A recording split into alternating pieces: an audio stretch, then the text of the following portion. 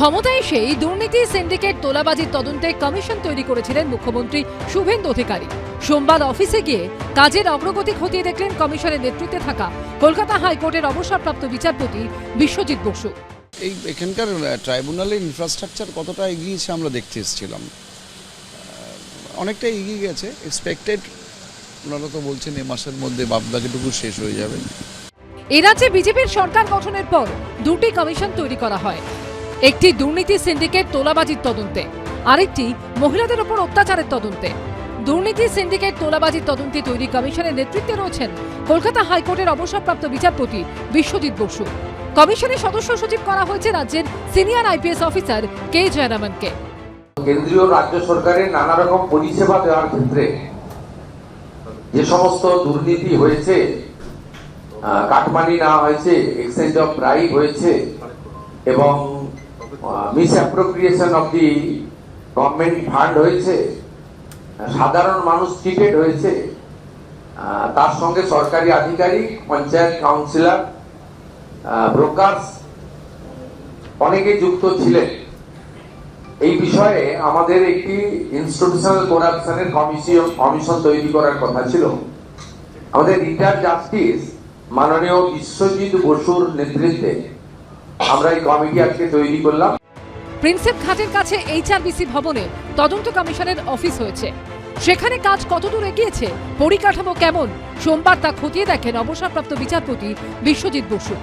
ছিলেন কমিশনের সদস্য সচিব আইপিএস অফিসার কে জয়রামনও, যাকে সম্প্রতি অর্থনৈতিক অপরাধ দমন শাখার প্রধান করা হয়েছে।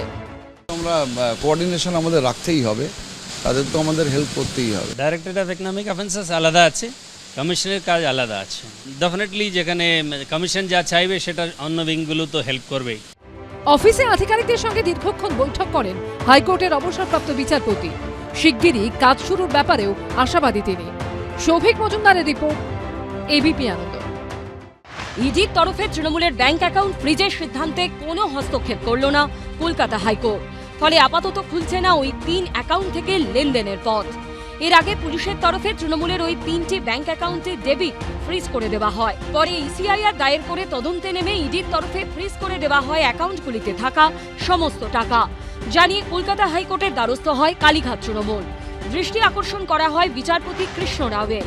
অন্যদিকে এই অ্যাকাউন্ট ফ্রিজ সংক্রান্ত মামলাতেই 10ই জুলাই কলকাতা হাইকোর্টের দ্বারস্থ হয় ব্যাংক কর্তৃপক্ষ। সেই সময় কয়েকটি শর্ত বেঁধে বিচারপতি সৌগত ভট্টাচার্য নির্দেশ দেন, দৈনন্দিন কাজ ও মামলার খরচের জন্য 3টি অ্যাকাউন্ট ব্যবহার করা যাবে, তবে অ্যাকাউন্টগুলি পরিচালনার ভার কালীঘাট তৃণমূলের হাতে থাকবে না।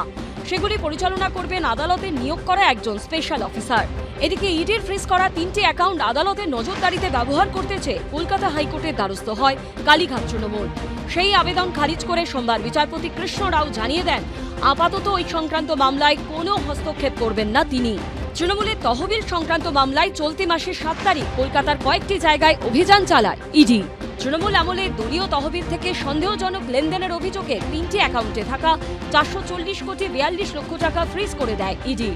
কলকাতা হাইকোর্ট হস্তক্ষেপ না করায় আপাতত সেই অ্যাকাউন্ট ব্যবহার করা যাবে না।